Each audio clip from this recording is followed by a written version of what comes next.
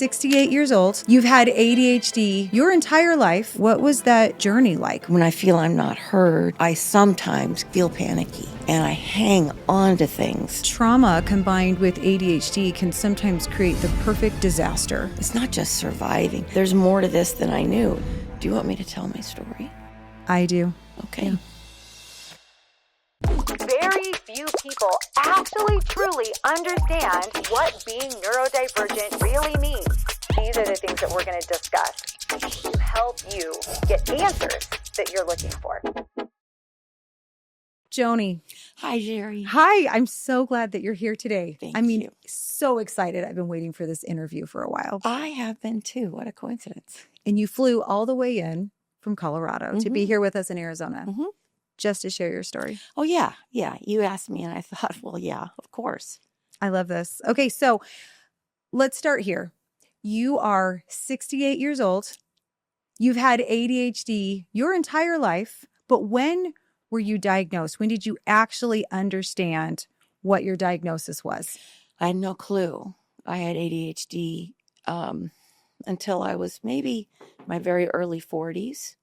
Started seeing some of the things that I did every day were very much ADHD.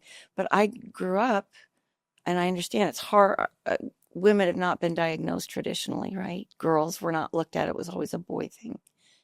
And in school, I was really good in school, creative, got straight A's. I didn't notice there was anything wrong with me until I went away to college. Because I did great in school, had friends, everything was a lot of fun. And then when I went away to college, I started noticing that there was so much to study, and I had choices I could make. So I would go after a degree wholeheartedly, all in. And then within 2 months, I was thinking, oh, wow, look, there's something else over there and over there and over there.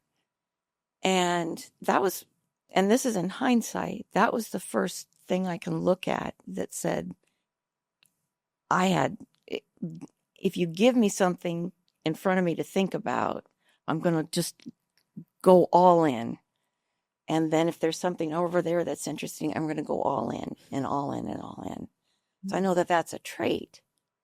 But having had it all my life, if I look back, there was that, and I always felt my family would, now I say this in a nice way, snicker about me.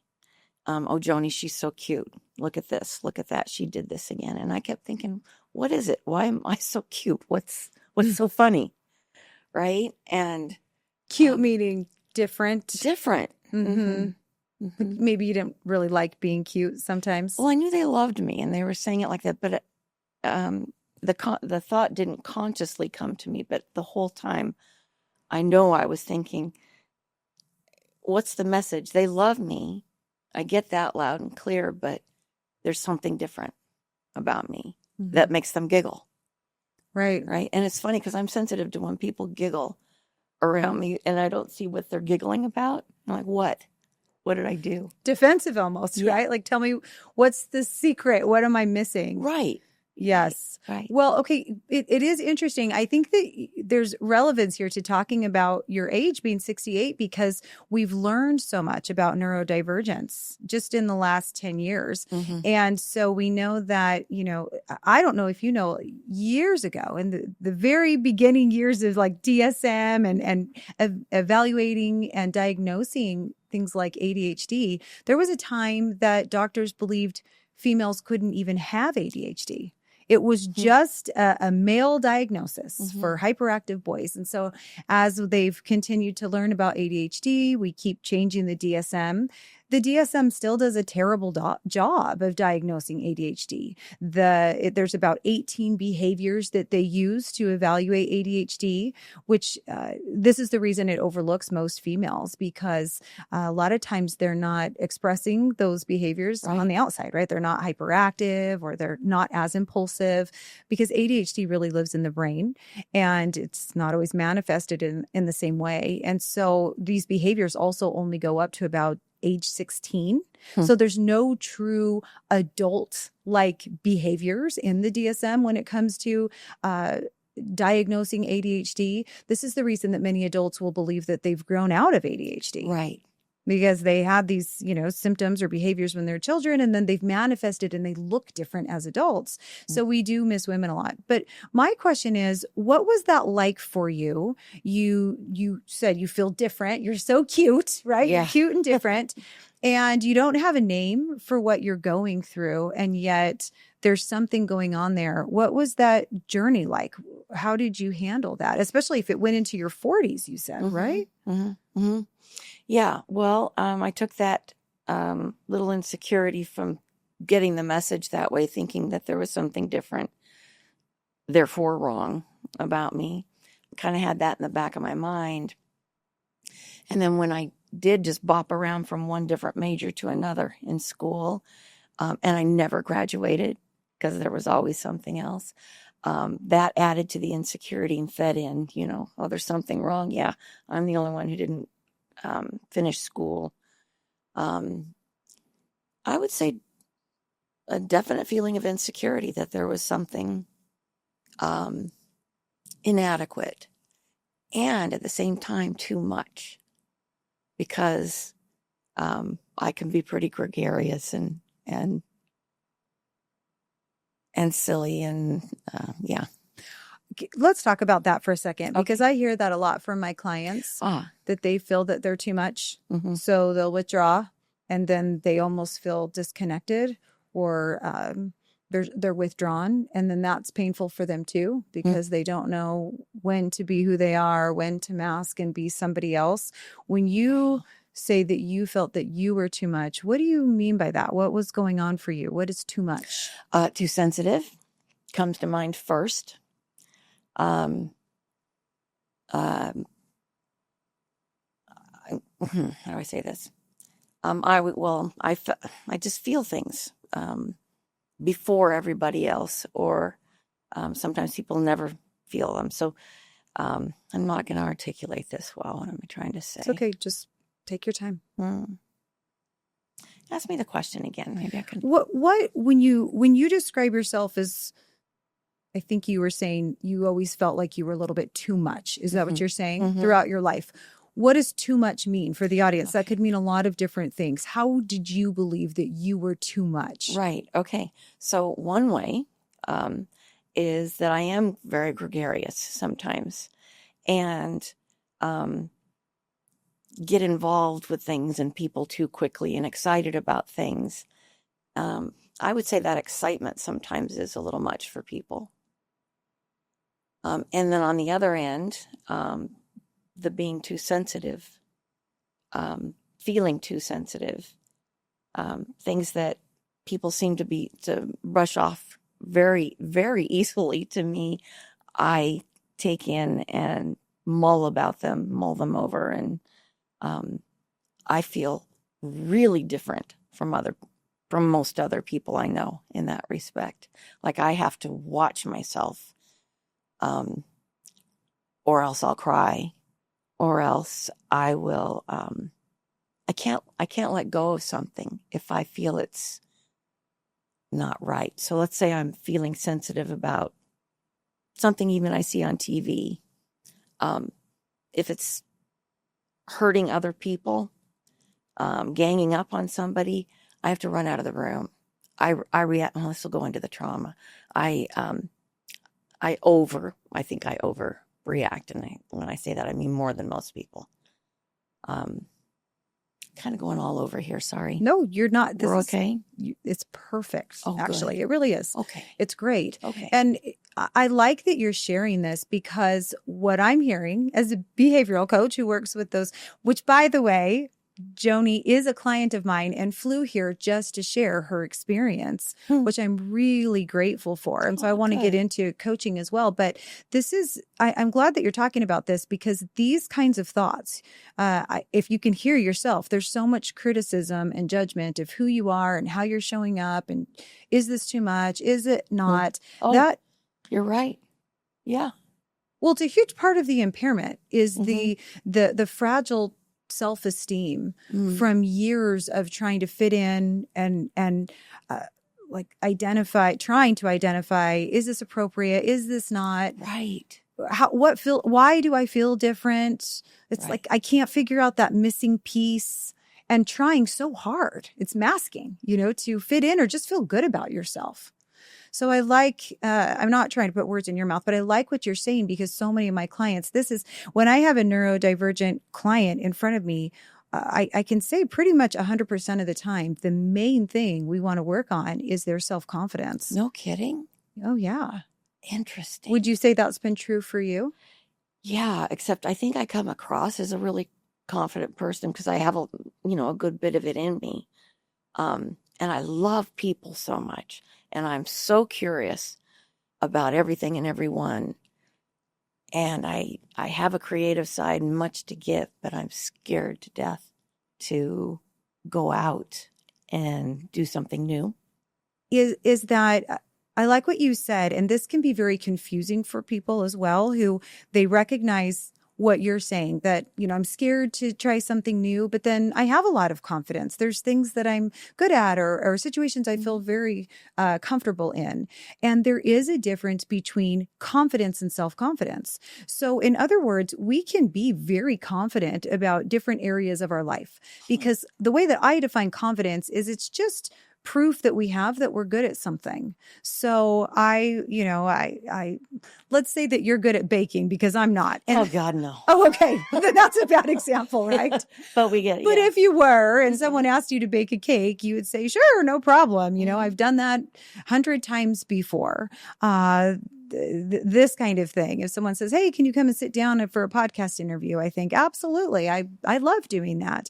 So confidence is just proof. I've done it before. I know I'm good at it. And so there's lots of different things that we might feel confident about. But self-confidence is different. Self-confidence is not something we're born with, and it's something that we have to earn from ourselves. So we gain self-confidence by, one, being willing to feel negative or scary emotions.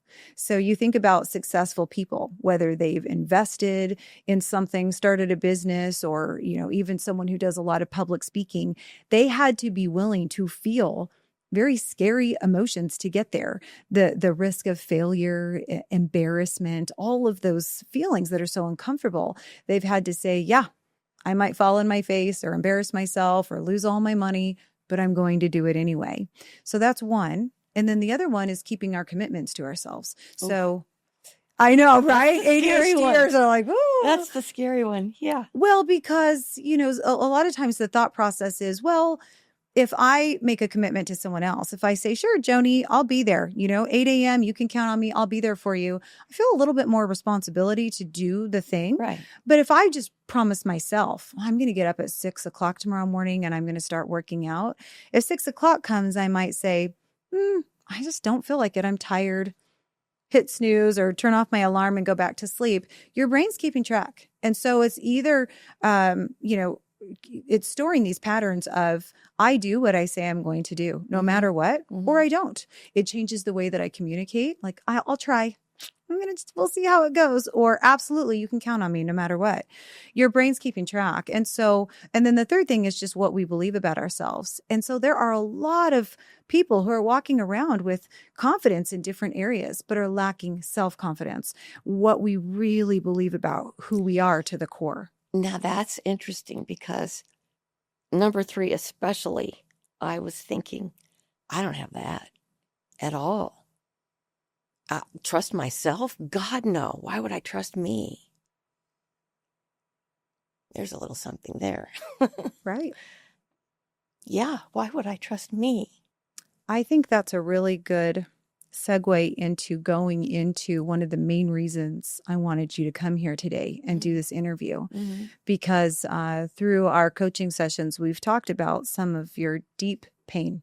And I think, and correct me if I'm wrong, but I think it's come from this idea that you've had to live in silence. Yes. Yeah. So let's talk about that. You have talked about feeling unheard for decades. Yeah. Yeah, it's been 50,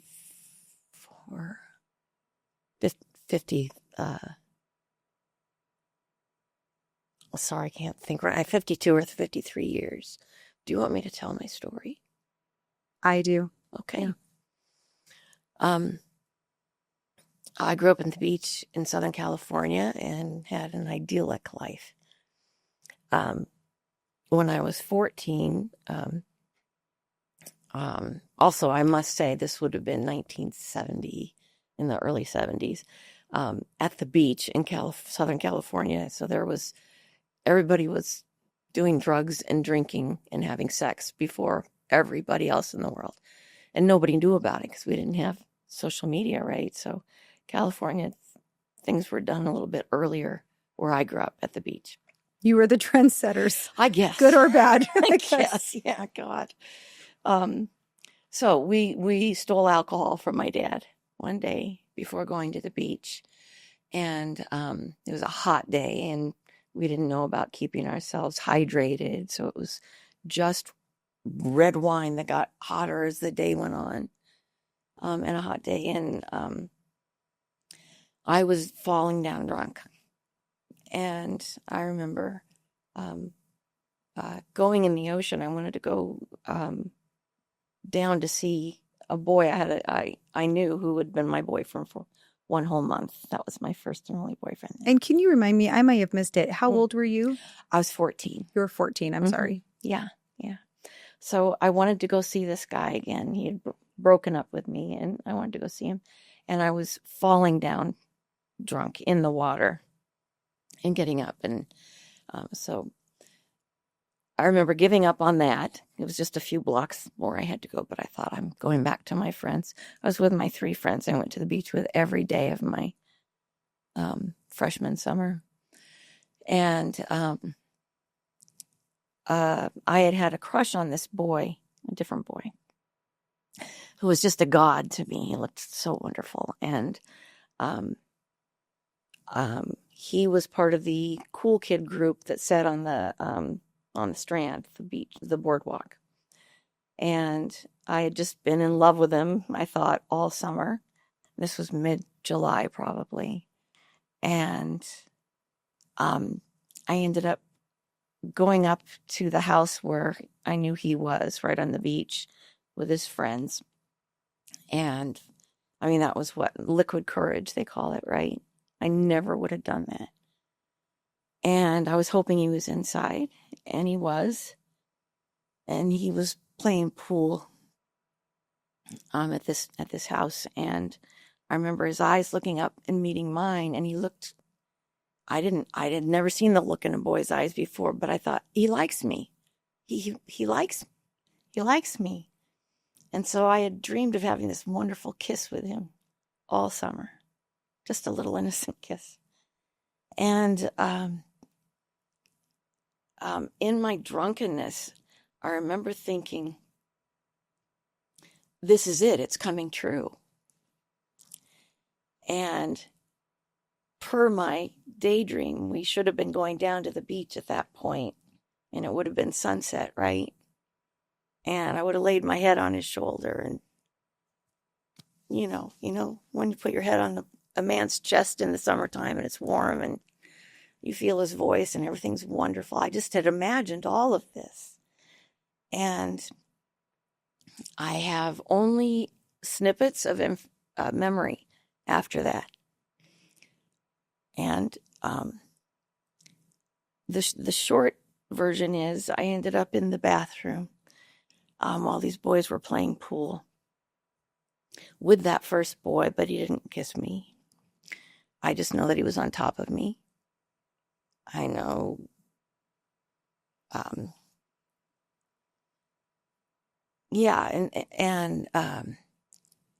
okay, I'm just doing the short version here. Then I remember the next boy was Russell, and I remember crying a lot, that drunken, blubbering cry. And then I remember the little guy was shy. And in years later, I've wondered if he wanted to be there, but And then there was the ringleader, the guy who owned the house, whose house it was. And I remember him my head banging against the shower door. And the reason I go into that much detail, I think it's my one piece of evidence I can point at to say I didn't want to be there. So, Why is that important? Do you question whether or not you wanted to be there? Yeah, I think every rape victim or assault victim thinks that. I mean, I know it's so common in the first years, or for whatever period after something happens, to think that it was your fault, which I did too. But I guess that's just something that didn't go away. I didn't realize that till this moment. Wow. It's my proof. Mm-hmm. It's my proof. So what happened? Did you tell anybody? Did you keep it to yourself? How long did you stay quiet about this? Well, my friends had been there with me. They had gone with me to that house. And they ended up leaving. So after I came out of that, it was dark when I left there. I didn't even know where I was. I didn't know anything had happened. So I went out and the sun was setting, and I still thought I had little snippets of remembering this boy, Dan. So when I came out of that house looking, and these little snippets were coming to me, and there was that beautiful sunset, and I was thinking, oh my God, I've got to find him. I've got to find him. So I asked a guy who was sitting there on the wall, and he said he was out in the water or something. And I was still very drunk. And so I walked up the hill to my house. And my folks weren't sitting out front reading. So I thought, okay, I'm just going to keep going. And made my way down to my friend's house, where I knew the friends I had been with would have been. And I remember, I just remember their faces, especially one of them. And she was, I didn't have the word for it then, but I would call it now, disgusted with me. And I didn't know why. I remember I kept expecting her to start laughing like she was kidding. But she didn't. And I don't remember anything else from that night. But woke up the next day, and we used to always play volleyball out front of my house. We had what's called a walk-through street. No cars go through it. So we just play out front. And we'd play out front every day before going down to the beach, because it would be foggy in the mornings. And my friends weren't talking to me. And you know, when you get the cold shoulder, you know you're getting the cold shoulder. But I was embarrassed. I remember feeling embarrassed. And that I had done something wrong, but I didn't know what it was. And that day, when the fog burned off and we went to the beach, it was always the four of us walking down the hill, and there would be the cool kids hanging out on the strand. And I'd kind of cringe and walk by because I felt like I wasn't one of the cool kids. None of us were. We were like in the B group, whatever. So it was always a little bit unnerving to walk past the cool kids. And on this day, I didn't find out till years later, actually, that these guys were not the cool kids, that nobody liked them. Oh, yeah. But as we were walking down, the four of us, I remember I was on the far side, and I wasn't usually on the far side, but something had me stand on the far side of our group. We were walking down, and as we got close, these boys I saw were all sitting on the wall. And they stood up and they started clapping for me. And I remember and laughing. And I remember my friends looking over at me uncomfortably laughing. And I know I was horrified, but I don't know that I knew then still. I'm not sure when I figured out what had happened, but I knew something was wrong. And I knew that I felt embarrassed. And I knew that my friends didn't like something. And then we never talked about it again. Nothing was said. And you never talked about it again? I talked about it with them 22 years, 23 years later. I remember the number. Yeah, because I had some counseling. And I had figured out, I always say I was 97% sure I was innocent. And my friend, I had moved away, lived in different places, so my friends were all back in California still. Actually, one was on the Big Island in Hawaii. But I was away, so we didn't interact all the time. And so I'd had this therapy and some really wonderful therapy. And knew mostly that I was okay, that I hadn't wanted it to happen. So when I went back home to California, and they came back home too to see their folks at Christmas time, I went out with one of them, and we were talking after we'd had dinner. And I told her what I had discovered. And keep in mind, we hadn't said a word about it in these 23 years. And I was so excited. And she didn't seem to have any kind of reaction. And I don't know why I thought to say this.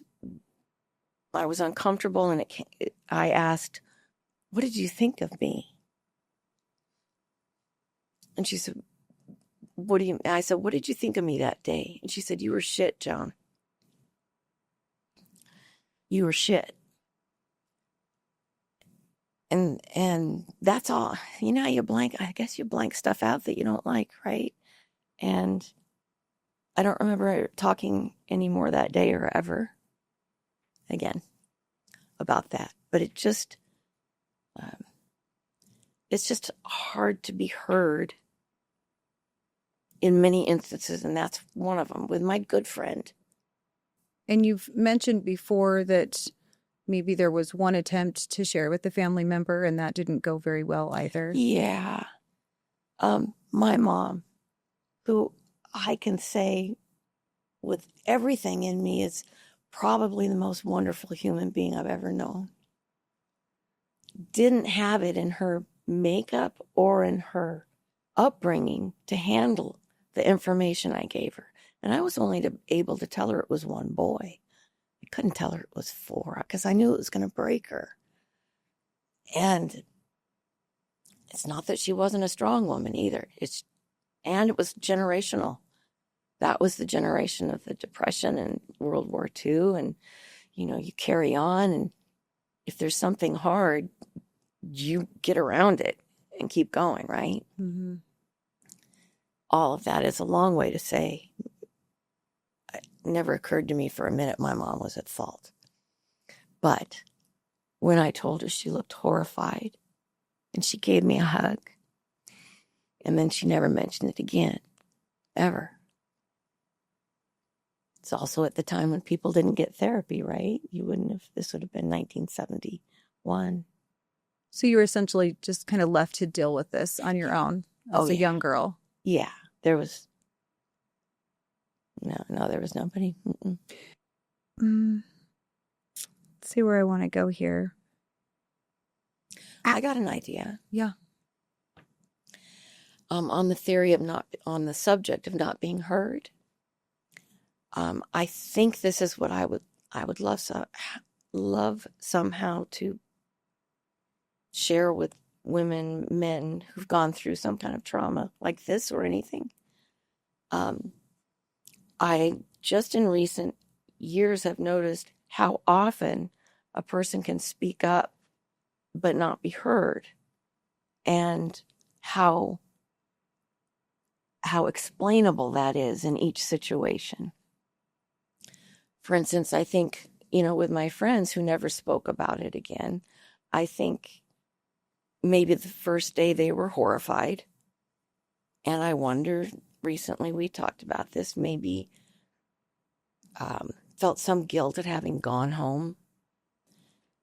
But everything's explainable. If you're that person, think if you were that person and you had gone and then realized what had happened. Nobody spoke to their parents about this kind of thing. They wouldn't have thought to warn a parent. No, we'd all get in trouble, right? I see it from their angle. I really do. And it's human nature. And it's hard. It's hard on both sides. It's hard to be the person not being heard. And it's hard to be the person on the other side not able to talk the way you want them to talk, right? Yes. So I'm really interested in, how did not being heard, and you also have ADHD, which you don't know. So there's trauma, ADHD. How do you believe this affected you in your life, your relationships, the way that you showed up? What was the result of all of this happening to you and never really working through it or speaking about it? I think, and I only say this from an intuitive level. I don't think I can back it up with anything, but I feel like I've been afraid much of my life, my adult life, and that I'm wrong for being afraid. And that if I call out to get help, people aren't going to hear. Yeah, I feel like there's so much life in me and so much life out there. And when I'm out there, I'm so happy. And when I'm back, a certain amount of it is heavenly because I love being by myself. But a certain amount of it is just afraid, just looking back out there and wishing I could be a part of it. And I think this is so funny because as an adult, mature woman, I can look back at me right now and think, well, come on, get it together. You're okay. Get out there, right? But on the inside,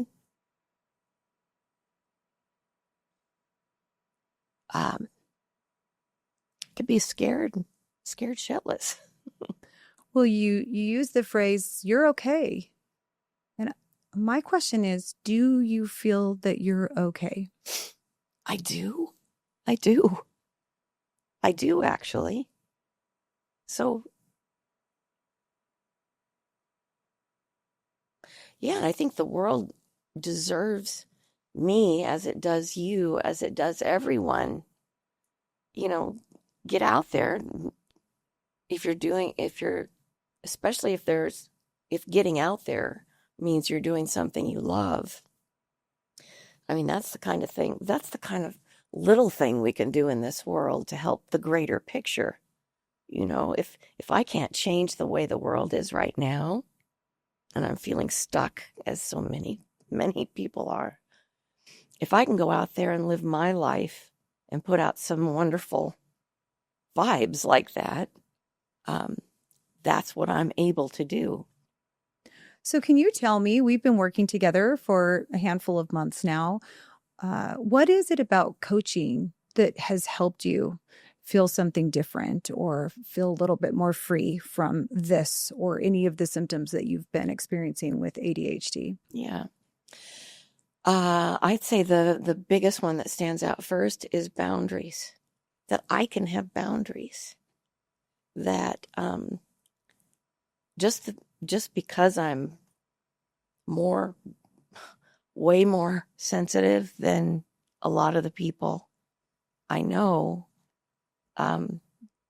doesn't mean, how do I say this? I'm okay with the fact that I'm sensitive because I know a lot of the pluses that come with it.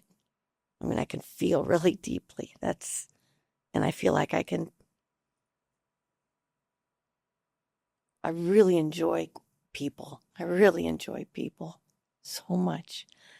So whatever that is, if that's part of being too sensitive, I like it just fine. I'm sorry, what was the question? Just I remember right before we started working together, you did have some concerns that I've tried lots of different things and they don't always work. There's been a lot of things that haven't worked. And so that was my question was, what about coaching has helped you? Okay. Yes, it was the setting boundaries. You let me know that setting boundaries doesn't mean you're in a war with anybody, that, you can't cross this line. It wasn't that. It was this is who I was created to be, and this is how I need my world to be. And this, not in a strict way. Let me try that again.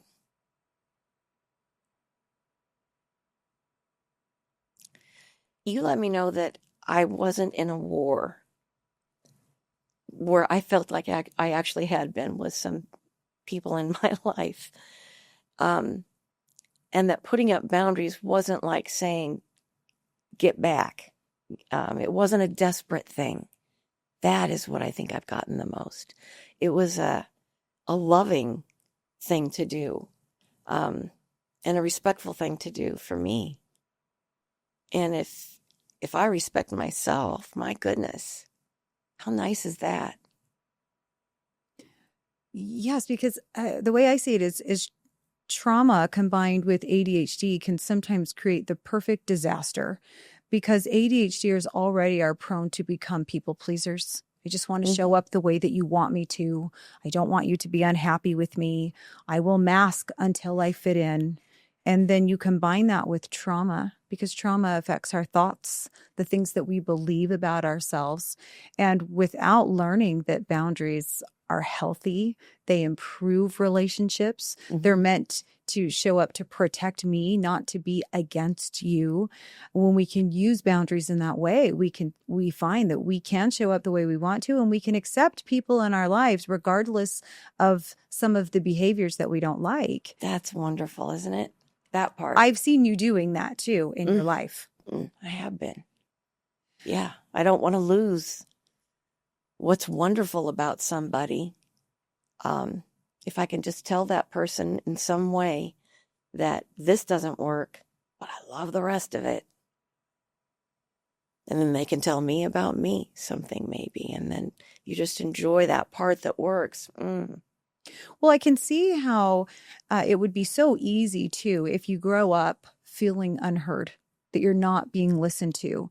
I can see how that could potentially be projected into so many life events and situations, relationships that you have, because that's what we all do. We hold on to grief, pain, trauma, and then we live it out in all of our experiences. How sensitive, that's a word that keeps coming up, that we would be to somebody not listening to another concern that we have, or not feeling that we completely fit in with everybody. You're not listening to me. And I've seen you do great work in working through that.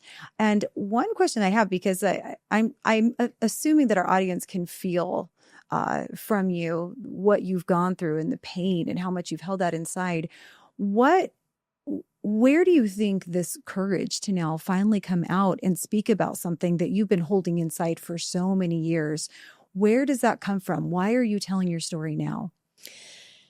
I've got this one because I was telling you earlier that I can point to different times that I wasn't heard.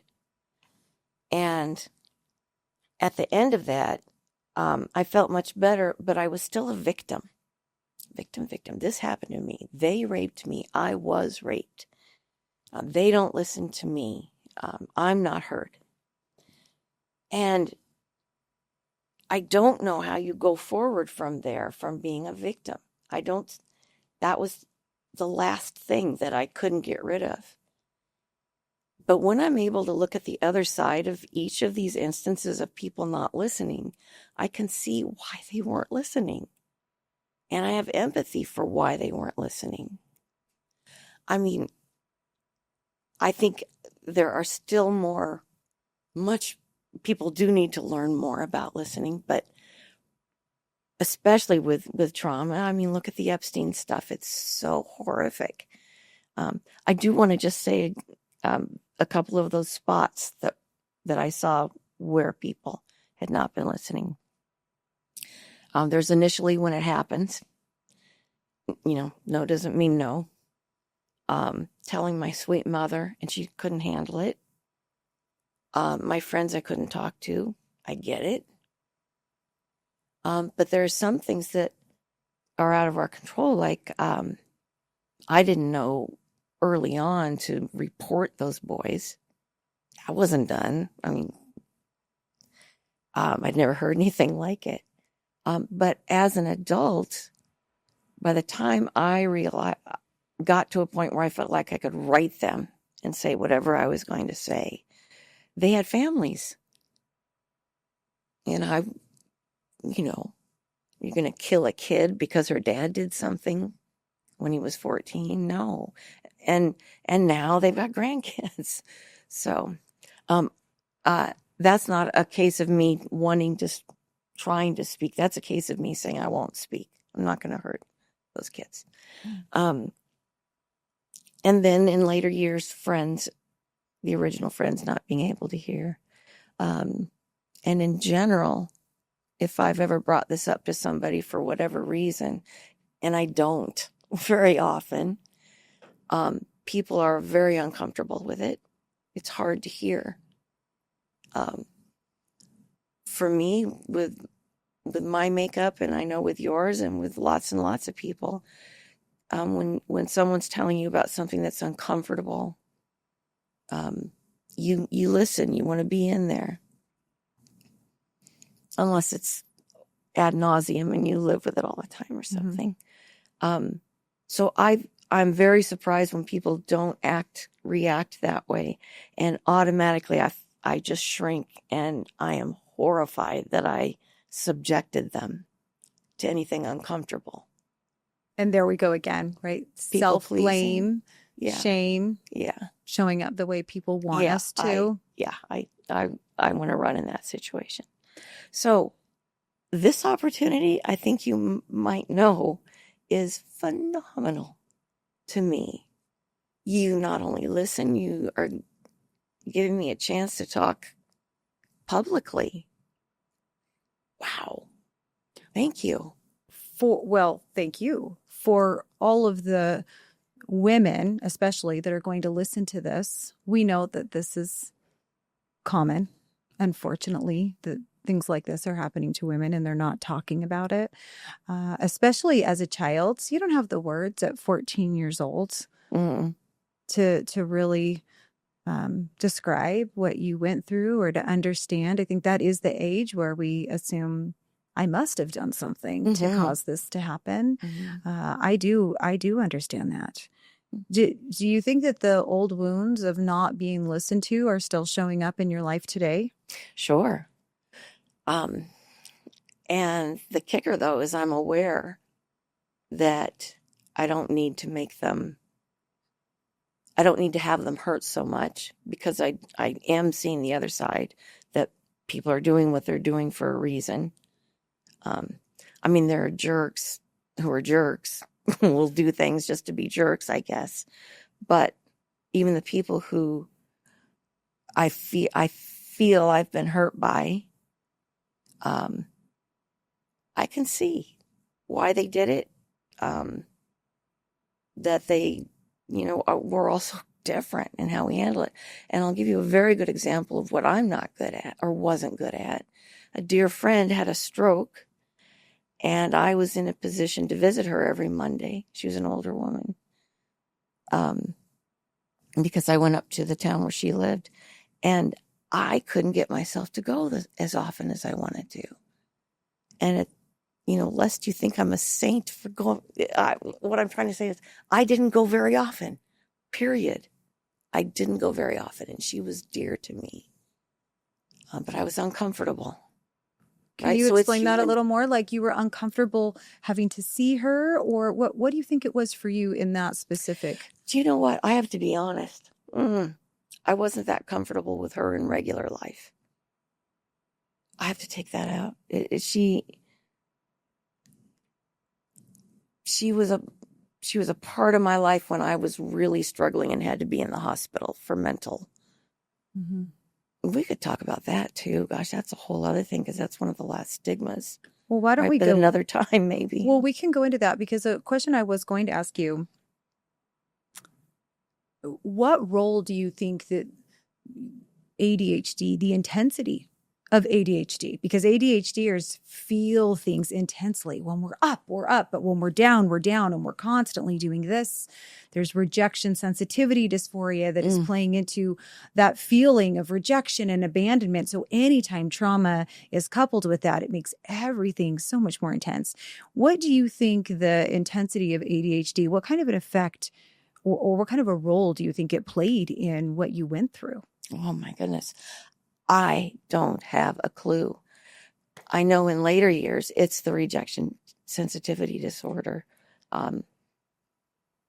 I almost panic when when I feel no, that's not with the rejection. That goes back with the not being heard. I didn't mention this before, I don't think. When I feel I'm not heard, especially when there are people close to me who matter to me, I sometimes get panicky, feel panicky, and I hang on to things forever and ever and ever, trying to get it right. Essentially trying to be heard, though, And I know, I'll revisit a subject with people quite often, and I think they're ready to shoot me. Give it up. I don't care. So I don't know where the line is between being sensitive and too sensitive. I don't know where that is. So these days, as an adult, aware of the fact that I don't know where it is, has me looking. Mm-hmm. Where is it? And so at least I'm aware. Mm-hmm. And I'm also keeping quiet, not stuffing, but keeping quiet so that I can gauge where it is. Mm-hmm. Well, and you probably know how I feel about this, but I don't know if I prefer the term too sensitive. Oh, no, I don't either. I don't know what that means. That's why I did this. Right? Yeah. I mean, I don't know what that means. What does too mad mean? What is, this is petty or not worth my time? What does any of that mean? Or what is too happy? What is too happy? Anything? Yeah. I think we want to be curious about our human thoughts and emotions, and we want to allow them. And we want to just look at them, and this is interesting that this is still bothering me this much, or this was my reaction. What do I want to think about this? What do I want to do about it? I don't think there's such thing as too sensitive. It's more about, what do I want to do about this? Do I want to spend some time working on whatever is triggering me here, or doing some investigating on where I'm at with my healing? But especially getting to know you and everything you've been through, I probably would not agree that you are too sensitive of a person. I wouldn't agree with that. Well, that's really nice. Yeah. I knew I liked you. The perfect amount of sensitive, right? The perfect amount. Well, and it's interesting because ADHDers love being around other ADHDers because we are intense feelers. So it feels good when we get excited about things, and it feels good when we can really relate or at least feel compassion and empathy or sympathy with someone. It's the connection. The emotion and the allowed sensitivity emotion. Feels good. It does. Right? We like it. Right. But a serious question, how do you take care of yourself now? When these memories come to the surface, how do you work through that? They mostly do not bother me so much when I feel them or think of them. Because, why? Hmm. Sometimes I feel them a lot. I feel them right here. And my voice shakes sometimes. If you're talking to yourself, walking through the house, which people may or may not do. Everybody does it. We know everybody does it. Does. I think so. A lot. Well, I do. I do. So I do. You're in good company. Thank you. Okay, that's right. I will. Oh gosh, I'm losing my train of thought. That's okay. It was how do you help yourself when these memories come to the surface? How do you work through them? What do you do to help yourself? Oh, I'm just getting curious instead. Instead of just living them and feeling everything, I'm taking a step aside and thinking, oh, wow, look at me. I'm really upset. And I don't make it mean anything one way or the other. I'm not saying, okay, well, let's get you unupset. I'm not saying breathe. I'm not doing any of that stuff. I'm just watching. And I think curiosity is the greatest thing that could ever happen to anybody. And I hadn't had it for a really, really long time. So, and I've gotten blossoming in working with you. I feel like I'm regaining that curiosity. Phew. That's a good one. Well, thank you for that.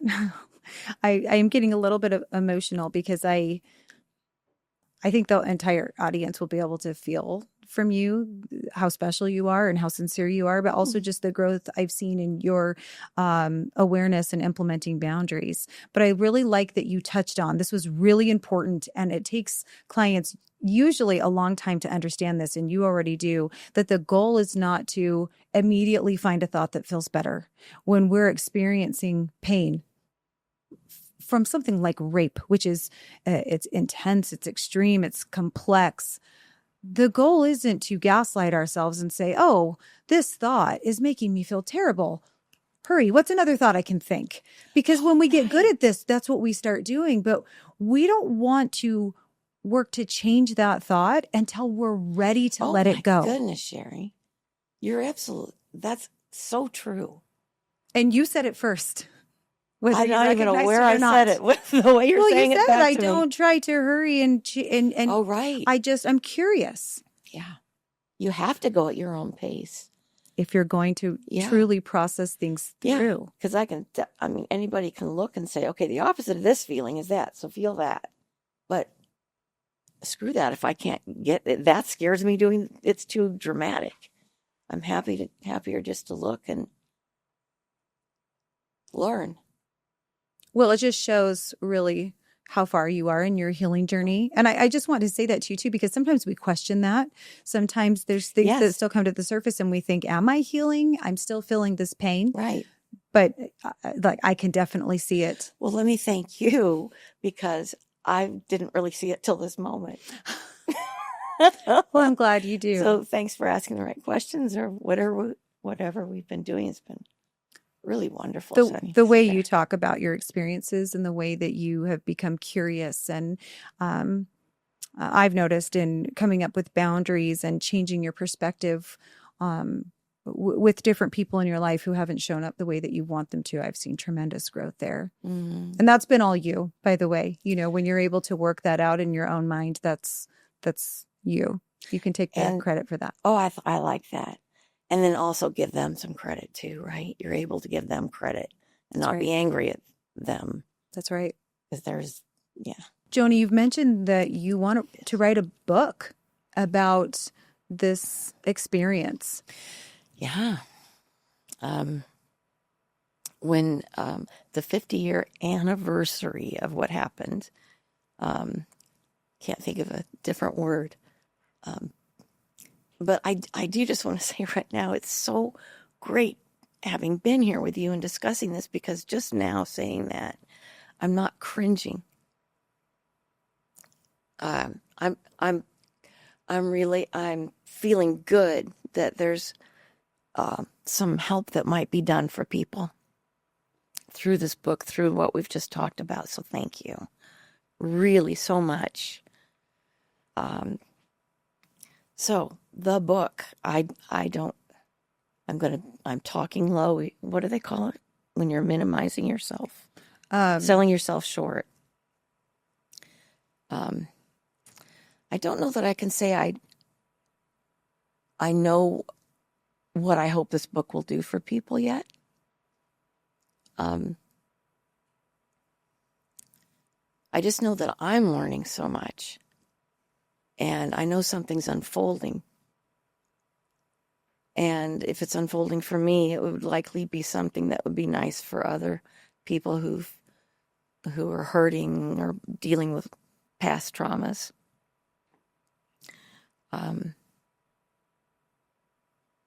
Yeah, and I'm just grateful it's being,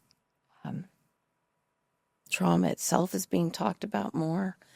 The only thing I really know is that I want somebody to get to this other side that I'm at least temporarily on, where you can look at people and I can actually look at well, there's still some there. Still owies. Right there. And yet, right? And yet. God, I feel so good. I'm I glad. feel so good. I feel like there's more to this than I knew. It's not just getting over what happened. It's not just surviving. Because, I kept hearing, if you don't want to feel like a victim, say you're a survivor. That's not good enough. And then they say, you get to be a thriver. And that's wonderful. I don't know what word I would give it, but I feel like I'm in it right now a little bit. And I would love for other people to have that as well. And if whatever I say in this book is of help to do that, then yahoo. Well, and it sounds like being heard is a big part of your healing journey. Oh, yeah. So what does it mean to you today to be heard? Oh, goodness. Well, I know the things that feed me. Like walking into this room and meeting Brady and fiance, I'm forgetting your name. It's Emily, yeah. And you, I'm just forgetting, and I can't believe I'm forgetting. An ADHDer who forgets people's names? That's weird. No, I love you, and I'm trying to remember your name. Me? Yeah. Leah. Leah. I love you, Leah, and I couldn't remember your name. Anyway, that's the stuff that feeds me. This, you're right. You too. Thanks, honey. Aw. And since that feeds me, I think I should be around people more than I am, right? Because I tend to get scared, but I think that's evolving. I know it's evolving with what's going on here right now. So are you saying that when you feel that you aren't being heard, you tend to withdraw from people? I think yes. I think I tend to be proactive in that and hide away, lest I not be heard. Yeah, I don't want to not be heard. I still get funny. Part of me runs and part of me is ready to fight. Well, that's a huge awareness, though, right? Because I know just in the beginning of us working together, that was one of the first things that I've never felt heard my entire life. Yeah. Nobody can show up for me the way that I need them to. And what a burden on people, Mm-hmm. on the people in my life. I mean, yeah, Yeah. Yeah. it's a lot to ask. Mm-hmm. And it's really nice that I can now say that without crying.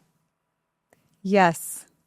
And also, I think that you've discovered that whether somebody has the capability of hearing you or not, you can heal yourself. I can hear myself. You can heal yourself. Both. Hear yourself and heal Yeah, yourself. I kind of like what I have to say. A lot of what I have to say. Isn't that cool? Yeah, you can hear yourself. That's really cool. Yeah.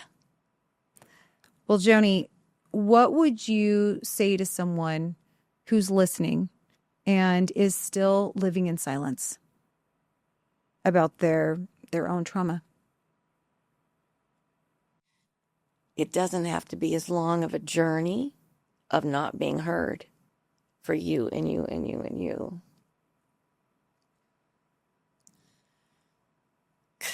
Because in my more mature years, I can tell you,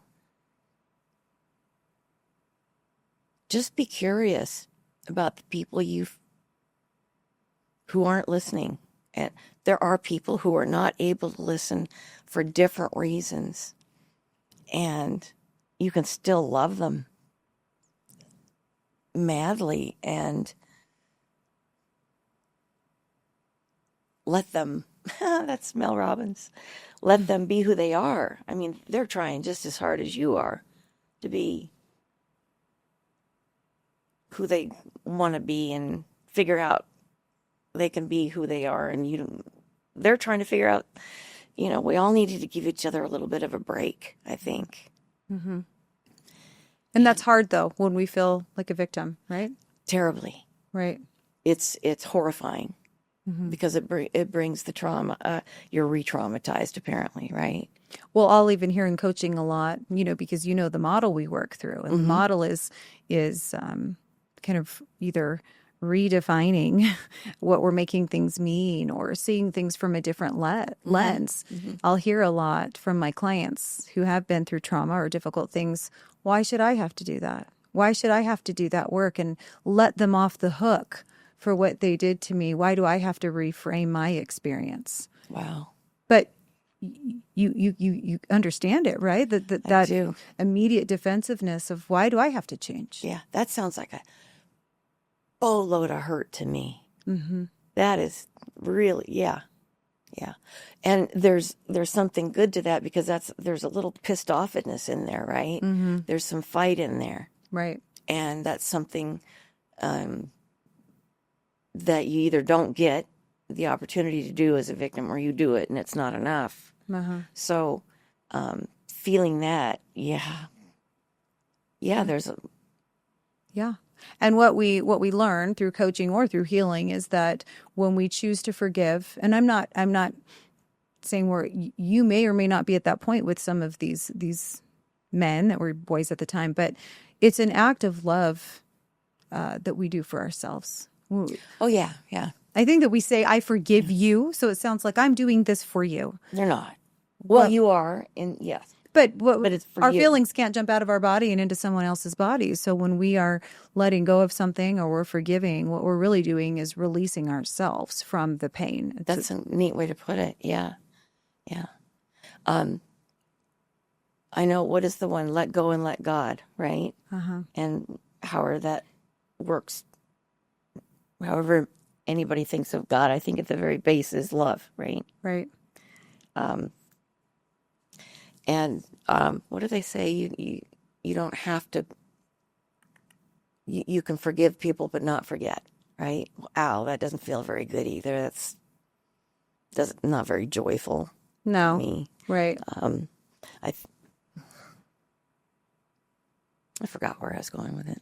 Well, I think that all of that is great. I think this is a really good question in closing to ask. And then, by the way, if you wanted to ask me a few questions, we can still do that and put it in somewhere. But Joanie, if you could go back in time and say one thing, to younger you, to 14-year-old you, what would you tell her? Go yell. Go yell. Yell. Tell people. Tell them to go down there and beat those guys up. You are powerful. I mean, women know more now that they can be, and that you can talk about it, but keep talking. It's hard for a lot of people to hear. We've got a president right now who says the women who are speaking up are lying. He's calling the whole thing a hoax. And there are young men and women in colleges who somehow adore this man and listen to everything he says. We've got a president of the United States saying these women it's a hoax. Well, and also, what would you also say to your younger self about who you are, because I imagine it affected the way that you saw yourself. And a lot of times trauma affects what you believe that you're capable of. Was there anything there? Would you want yourself to know about who you were? Can you say it a different, some Yeah. words? So when I already love what you've shared, but I'm just coming at it from another angle now. If you could go back and tell yourself something, think about like your self-confidence, your self-esteem. Stand up. Stand up. This was wrong. First of all, I'd wait till I understood what had happened to me. So I would tell myself, stand up. This is wrong. This is wrong. This is where you speak. And if you speak to begin with, and don't just keep taking no for an answer all the way along the way, you're going to be okay faster, Right. much faster. You don't have to wait. You don't have to take no for an answer. You don't have to take silence for an answer. You know what's right. Mm-hmm. You know what's right. Stand up. Yeah. Take care of it in the best way you can, but don't let anybody make you feel, and don't make them feel bad for not being able to hear you. But stand up and talk. You got a right. You've got a right, and it's good. It turns out. So hard at 14 years old to believe that. Oh, And it that's was hard at 65 to believe that. At 66. Well, thank Here we goodness are. you're older now, right? Older and wiser. Yeah, fine. There's a good reason. There's a good reason to get older. Well, this has been a really great conversation that I think me will too. be really useful I hope so. to other women who are listening. Really important conversation, Good. and hopefully a big part of your healing journey. I'd say like 50% right here today. I'm so glad to Yeah. hear that, Yeah. because you traveled a good distance to be here today just to tell your story, and I really appreciate that. Honey, thank you. I hope you know how courageous this is. I mean, I have a lot of clients that would, and I understand, nothing against them at all, but wouldn't want to come here and on camera talk about their most vulnerable situations. To be able to do that is incredibly brave, and it shows a lot of self-confidence. Oh, how about that? Yeah. You know what? When you first asked me, I was, yeah, absolutely, of course. And then as the day got closer, I started thinking, what am I going to talk about? I don't know what to talk about. And in that sense, I got nervous. And I was never nervous about telling my story until I got here, until I started, which is so unusual because I trust you so much. Mm-hmm. But whatever we did, God bless it. Thank you for being in it with me. You're welcome. Thank you Yeah. for trusting me. Yeah, I do. Anything else you wanted to? The TMS, Oh, okay. very briefly. Okay, real quickly. So I made a note here that you wanted to talk about TMS. It was recommended to me by my psychiatrist. TMS is transmagnetic stimulation, and ADHDers are right-brainers mostly. Is that right? Yes. Okay. So they stimulate the left side of your brain because that's how the wiring works. They just put on a little cap with some magnetic something or others, and then push a button. It's nothing dramatic. Push a button, and there's this kind of pep, pep, pep, pep, pep. But I feel it over here, pop, pop, pop, pop. And it stimulates or encourages or improves executive function. And I walked out of the first 3-minute session, and I didn't have chattering in my head, telling me whatever or whatever. I mean, you still talk to yourself in your head, but, and I just felt like everything was okay after one 3-minute session. Wow. Yeah, it was crazy. And you go do more because of the cumulative effect is great. And I don't know anything more about it, but I would encourage anybody to check it out. We're so lucky to live in a day where there's so many more options for treatment and things that are working. And of course, there's not a one size fits all. Some people will try something and say it was Correct. life changing, and someone else will do it and say it didn't really work for me. And that's okay. We don't want to give up on treatment because treatment can be so many different things. Oh, gosh, yeah. And I know that you had asked me earlier also about trauma and ADHD and how do we know the difference between symptoms of ADHD and hormones and real briefly, what I'll say about there are some people out there that believe that ADHD isn't real and it is just trauma. And I don't agree with that, but I do think of trauma as almost an activation switch for ADHD, meaning that we might have more mild symptoms or not with ADHD because we're born with ADHD. They can see it on brain scans early in infancy. But I do have, especially I'll have adult clients that will say, like I can look back and see that I probably did have ADHD as a kid, and here's some of my behaviors, and here's some things that I noticed, but it wasn't impairing. I didn't feel that I needed medication. Things were pretty much fine. I figured it out. And then there was a traumatic life event. Maybe they lost someone close to them or something of that nature. And everything changed. They became incredibly impulsive, became addicted to substances, had a difficult time getting through their workday. And so we know that trauma, and when you think about rejection, sensitivity, dysphoria, and that really falls under the umbrella of emotional dysregulation. And it is a huge part of ADHD. It's not just this little thing. It's 1/3 of all adults today say this is the most debilitating part of my ADHD is rejection, sensitivity, dysphoria. Well, my experience just in my own practice has been that if somebody's dealing with trauma, RSD is so much more intense. Oh, is it? The frequency of episodes and how long they last just increases. I didn't tenfold. know that. Yeah, so what my experience has been is that if we can work through trauma, which we do in coaching as well, if we can work through the things that have happened in our past or what we're holding on to, then we can really get to a point where RSD is almost non-existent in our lives, and we've been able to tame, if you will, that part of ADHD.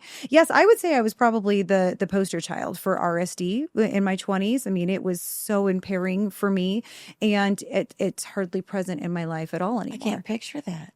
It's true. And Really? because also RSD, sometimes it can look like lashing out, but many times it's internal.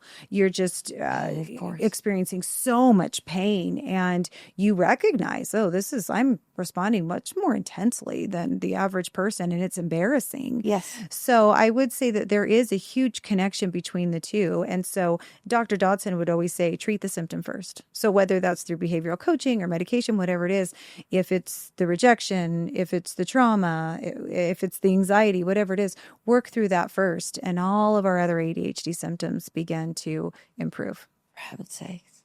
So would you say that's true for you, even the inward? Oh, absolutely. Feelings? Oh, it is the inward feelings, yes. Because that's where it starts. Well, that's where it starts. That's right. Yeah. Oh, Jheri, Yes. that's fantastic. That's really great. Yeah, it's good news, isn't it? It is good news. Yeah, Yes. we'll take it. Yes, absolutely.